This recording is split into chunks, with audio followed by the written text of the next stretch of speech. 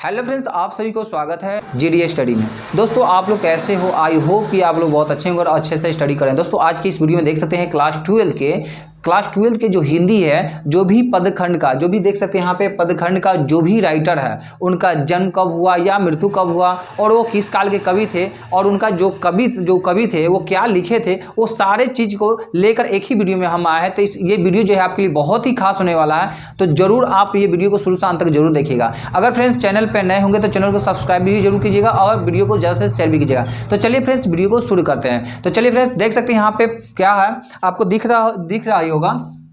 यहाँ पे जो है फ्रेंड्स पहला है, हम ये जानते हैं कि पदखंड क्या होता है। पदखंड वो होता है जैसे कि कवि जो होते हैं, कविता जो लिखते हैं, वो कविता को हम ही पदखंड बोलते हैं। तो देख सकते हैं यहाँ पे ये पहला वीडियो रहेगा आपको, और सेकेंड जो वीडियो लेकर आएंगे गद्यखंड का लेकर आएंगे। तो ये पदखंड का आप देख लीजिए। यहाँ पे पदखंड है, क्लास 12 का ही है और हिंदी का है, ठीक है। तो यहाँ पे देख सकते हैं पहला जो भी है, पहला चैप्टर था, वो पाठ का नाम, मतलब देख सकते हैं जो भी पाठ का नाम है, मतलब जैसे कि कविता का नाम है, यहाँ पे देख सकते हैं यहाँ पे लेखक की नाम है, और यहाँ पे जो भी है ये इनका जन्म, जो लेखक थे, ये लेखक का जन्म कब हुआ था और इनका मृत्यु कब हुआ, ये सब लिखा गया, और रचना भी लिखा गया, किस काल के कवि है वो भी लिखा गया। तो ये वीडियो जो है आपके लिए बहुत ही खास होने वाला है, ठीक है फ्रेंड्स। तो चलिए देख सकते हैं यहाँ पे पहला क्या है, करबक है।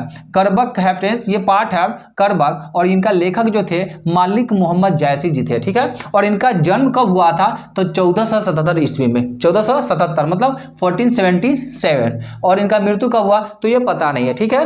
तो चलिए देख सकते हैं। और ये क्या था रचना, तो ये कविता था। क्या था ये जो था, करबक कविता था, ठीक है। और ये जो मालिक मोहम्मद जैसी थे, ये किस काल के कवि थे, तो ये भक्ति काल के कवि थे। किस काल के थे, तो भक्ति काल के थे। तो ये बहुत ही इंपॉर्टेंट रखता है, ठीक है फ्रेंड्स। तो इसलिए आपको ये जो वीडियो देखिएगा, इस वीडियो से आपको क्लास 12 के जो बोर्ड का एग्जाम देने जाएंगे, तो उसमें लगभग 10 से 15 नंबर का आपको क्या होगा, तो फायदा होगा, बेनिफिट होगा। तो देख सकते हैं उसका बाद सेकेंड नंबर क्या है, पदराम भक्ति। पदराम भक्ति का जो थे लेखक, ये कौन थे, तो तुलसीदास थे, ठीक है। नेक्स्ट है, इनका जन्म कब हुआ तुलसीदास का, तो 11 अगस्त 1511 ईस्वी को हुआ था, और इनका मृत्यु कब हुआ, तो 30 जुलाई 1623 ईस्वी को हुआ, ठीक है। और यह क्या था, तो ये कविता था, ठीक है। तो यहाँ तक तो आप लोग जान गए। और ये किस काल के कवि थे तुलसीदास, तो ये भक्ति काल के कवि थे, ठीक है। तो भक्ति काल भी समझ गए आप लोग। तुलसीदास किस काल के कवि थे, तो भक्ति काल के थे, और मलिक मोहम्मद जैसी किस काल के थे, तो भक्ति काल के थे, ठीक है। नेक्स्ट देख सकते हैं 3 नंबर में क्या है, पदकृष्ण भक्ति। तो पदकृष्ण भक्ति के ये कवि कौन थे, तो इनका लेखक जो थे ये सूरदास जी थे, ठीक है, सूरदास जी। और सूरदास का जन्म कब हुआ, तो 1478 ईस्वी में हुआ था, ठीक है। और इनका मृत्यु कब हुआ था, तो 1583 ईस्वी को हुआ था, ठीक है। और ये क्या था, ये कविता ही था। क्या था, तो कविता था। और ये जो थे सूरदास जी, ये किस काल के कवि थे, तो भक्ति काल के थे, ठीक है। तो बहुत ही आसान है, आप इस तरह से याद कर सकते हैं, ठीक है। फिर नेक्स्ट देख सकते हैं यहाँ पे 3 नंबर तक हो गया। चौथा नंबर में क्या था, तो छप्पे था। चौथा नंबर में जो पाठ था ये छप्पे था। इनका लेखक थे तो नाभादास जी थे, और इनका जन्म कब हुआ, तो 8 अप्रैल 1587 ईस्वी को हुआ था, ठीक है। और इनका मृत्यु जो हुआ था 1643 को इनका मृत्यु हुआ था, किनका, तो नाभादास जी का। और यह क्या था, छप्पे था, जो कविता था। और यह थे रीति काल के कवि थे। क्या, तो रीति काल, किस काल के थे, तो रीति काल के थे, ठीक है। देख सकते हैं 5 नंबर में है कवित। कवित क्या था, तो देखिए कवित का लेखक जो थे वो भूषण जी थे, ठीक है, भूषण जी, ठीक है। और इनका जन्म कब हुआ था, तो 1613 ईस्वी को हुआ था, और मृत्यु जो हुआ था 1772 को हुआ था, ठीक है। किनका, तो भूषण जी का जन्म 1613 को, मृत्यु 1772 को हुआ था। और यह क्या था, तो कवित जो था कविता था, और यह आधुनिक काल के कवि थे। किस काल के थे, तो आधुनिक काल के थे। यहाँ तक तो आप लोग समझ गए, नो डाउट, ठीक है। तो चलिए आगे बढ़ते हैं। देख सकते हैं 6 नंबर में फ्रेंड्स, तुमुल कोलाहल कलह में क्या है, देख सकते हैं यहाँ पे तुमुल कोलाहल कलह में, यह जो कविता था इसका लेखक थे जयशंकर प्रसाद जी, और इनका जन्म जो हुआ था 30 जनवरी 1889 को हुआ था, ठीक है। और उसके बाद इनका मृत्यु जो हुआ, मृत्यु कब हुआ था, तो 15 नवंबर 1937 को हुआ था। और यह कविता था, क्या था, तुमुल कोलाहल कलह में, यह कविता था। और यह आधुनिक काल के कवि थे, कौन, तो जयशंकर प्रसाद, ठीक है, श्री जयशंकर प्रसाद जी। तो चलिए अब नेक्स्ट क्या है, 7 नंबर में पुत्र वियोग। पुत्र वियोग देख सकते हैं, ये बहुत ही इंपॉर्टेंट होता है, पूछा जाता है कि पुत्र वियोग के लेखक कौन है, तो लेखक इनका है सुभद्रा कुमारी चौहान। और इनका जन्म जो हुआ 16 अगस्त 1904 ईस्वी को हुआ था, ठीक है।